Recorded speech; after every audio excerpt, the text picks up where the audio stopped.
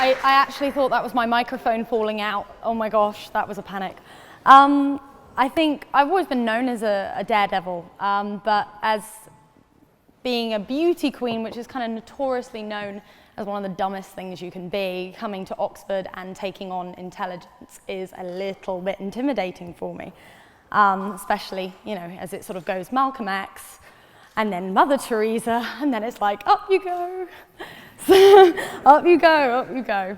So obviously this is something very important for me to speak about. In my life so far, I have actually experienced having to choose between intelligence and looks, and I will come to that a little bit later, because the first thing that I wanted to point out is that the first thing that it said in my email is, right, you need to be dressed in a cocktail dress, you need to be wearing a black tie. And actually, I came tonight and thought, well, if I'm coming to an academic society, why is it that I need to present myself in a certain way? And I realized that this motion is not just about seeing things for the obvious argument. You can look at intelligence as the most important quality, and of course, I'm not here to argue that. I'm not here to say that beauty is more important than intelligence, because at the end of the day, it's our intelligence that makes us humans. It's what separates us from animals, so I'd be a little bit of an idiot if I tried to take that one on. But you all look wonderful, by the way. You know, it's almost as if looks matter, right? So on to the next bullet point, and I'm starting to wish that I wrote this out a little bit more. As I said, it is in fact our intelligence that separates us. You can be a beautiful tiger, but you're not going to be out there building skyscrapers and curing diseases, unfortunately. I think the way that I would sum up how presentation, image, and beauty is so important in everyday life is that if I were to go to a job interview tomorrow, I could preach Plato all I want, I could be the best interview in the world, I could have all the qualifications, I could even have a degree from Oxford. But if I turn up and I decide, you know what, looks don't matter, I'm not gonna take on society's perception of looks, I'm gonna turn up, I'm gonna wear a vest, I'm gonna wear tracksuit bottoms, and I'm not gonna shave my armpits for a month. I don't think they're gonna give me the job if you're waving about like this and somebody's kind of looking at you thinking, this person does not know how to present themselves correctly. And at the end of the day, you can be as intelligent as you want. If you don't know how to present yourself, if you don't know how to carry yourself, and if you haven't got that inner confidence that looks give you, I don't think all the brains in the world are really going to take over that. I think it is so easy to say that looks don't matter, but we're debating about something that is the real world. I'd love to talk about the world we wish we lived in, that wasn't vain, that didn't see things as superficial, but it's just not the world we live in. I mean, what man here can honestly say that he wasn't attracted to a woman for the first time based on her looks? How many women in here can turn around and say, you know, I've never booked a hair appointment, I've never bought a lipstick, I've never thought about my looks. Sorry? I've never worn makeup in my entire life, and yet here I am. I commemorate you. I have to be honest, that was my...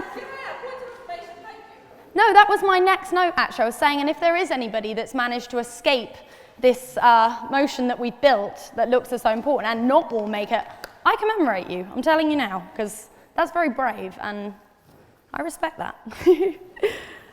So, for me, looks is our own personal branding, okay?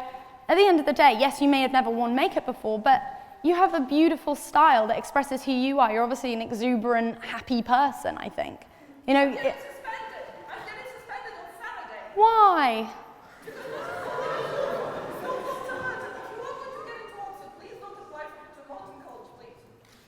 Don't apply to be in a multicultural? Oh, okay, all right. Well, I'm awfully sorry you got suspended. I'll come over and give you a hug when I'm done.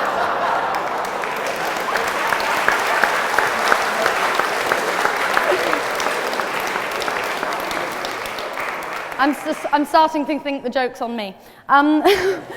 So, I grew up in school, I was not confident, okay? I had acne, I used to go to the shop counter and be covering my face with my hair because I was just desperate for nobody to see how bad my skin was. I had braces, I had glasses, and I was not confident at all. And I grew up feeling ugly before I felt beautiful. It took me a long time to kind of grow into my own skin, as they say. And it was actually the process of a summer where I just decided, you know, I'm going to try something different. I'm going to let my hair down. I'm going to try and make a little bit more of an effort with my looks. And I remember walking into school that September 1st, and suddenly people are going, oh, wow, are you the new girl? And I'm thinking, wow, people didn't know of my existence for the last 3 years. That's bad. That's bad. Obviously no wit. And for me, that just shows how vain our society is, I suppose. Shortly after I suddenly became attractive, I got scouted as a model, which was quite convenient, because I started to earn money from it, which was great. It was really good, and I was an absolutely awful model because I had too many opinions, and I never liked any of the makeup or the hair that the clients were doing on me, and so I decided I was going to go into beauty pageants. That world allowed me to really come into my own. I know, obviously, it's very controversial to say that, you know, that pageants are important, but I'm telling you now, I wouldn't be able to stand up here today and speak in front of you, and I am nervous as hell, but I'm telling you, I would not be able to do this if I hadn't gone through the experience with pageants. It allowed me to bring out my self-confidence. It allowed me to meet the most amazing people, travel all around the world. And I mean, a lot of you would have gone through this situation, but it got to the point where I was 17 years old and I was having to pick between the modelling career that was going fantastically well and my place at university. I did get into university, by the way, just not this one. You know, I'm hoping you'll invite me back, though. I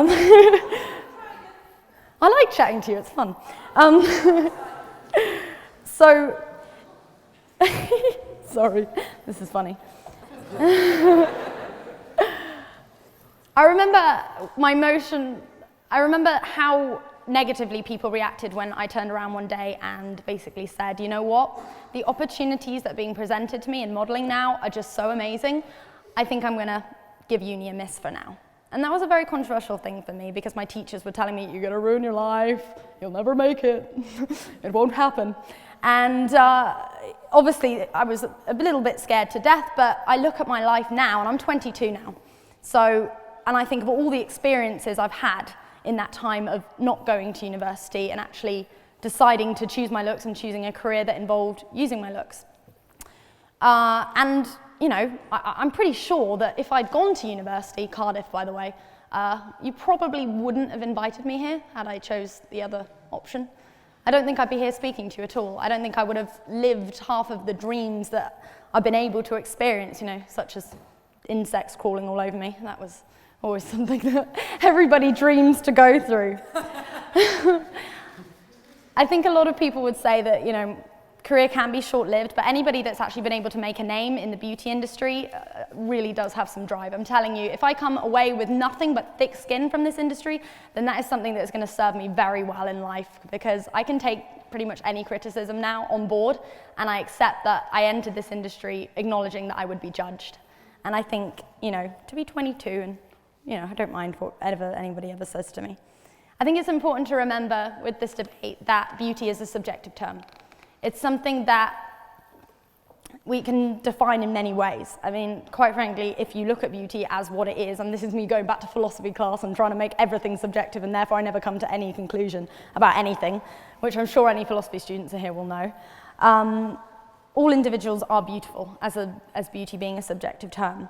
And you only have to look at different cultures and different countries. I mean, in Asia, they're selling face bleaching cream, and yet in Europe, they're selling fake tan. The different interpretations of beauty are just so vast. And there is, oh, does that mean I have to leave? No, okay. I hope not, because I'm having fun.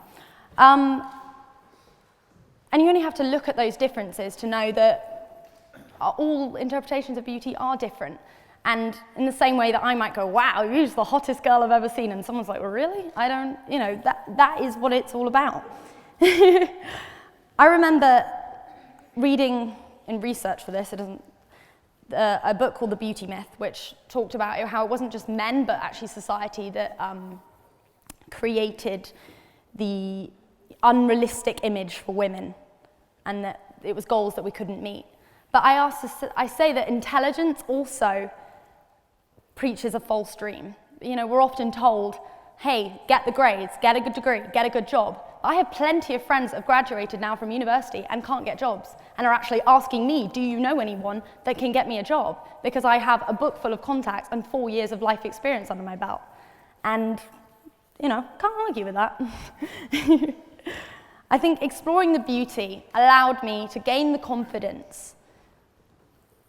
It allowed me to gain the confidence to let the inner workings of my mind be able to express themselves. I didn't have the confidence to get up and speak like this before I allowed myself to feel beautiful.